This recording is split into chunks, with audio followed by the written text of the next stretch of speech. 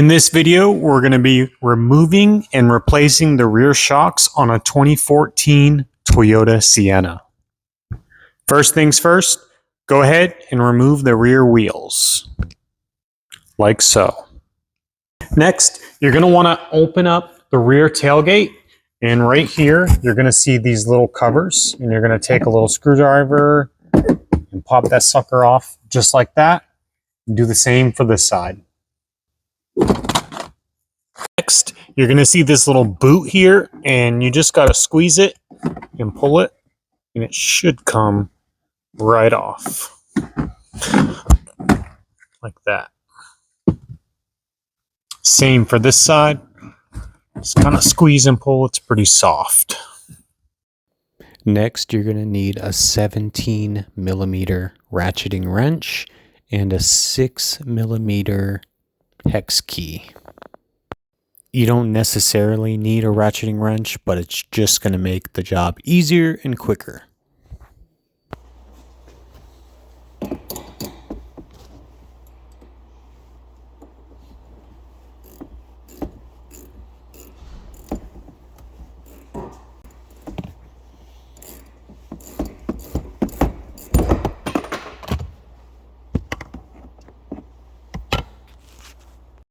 And then let's go ahead and remove the lower shock nut, which is a 19 millimeter. I just used my Milwaukee Impact to remove it, and it came right off. And trust me when I say this, put a jack under that rear coil mount because you're going to want to support that to get the shock back into place properly. And now you can see with everything unattached, it'll come right off. This shock was extremely rusty and getting ready to rust through the body, so we had to go ahead and replace it. What I use is Napa parts. Here's the part number 37301 from Napa. You'll need 2 of these. They're both the same on the same side. Then as you can see, I put that washer, and then I put that rubber bushing on the bottom first, and then you'll need the same exact thing on the top.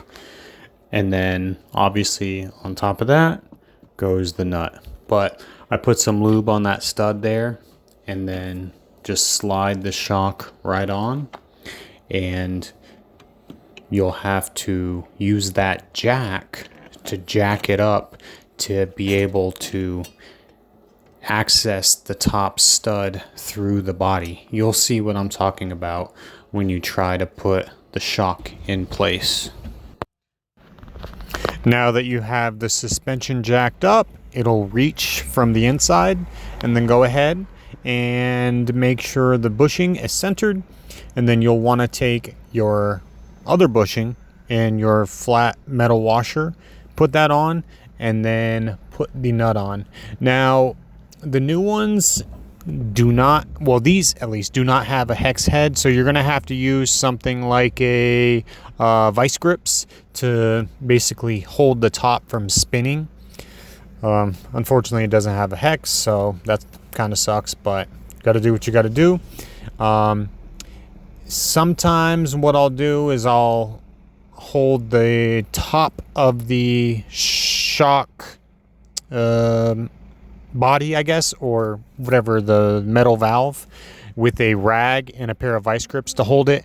But when it's new, you know, you can just do it like this with the vice grips and hold it from spinning.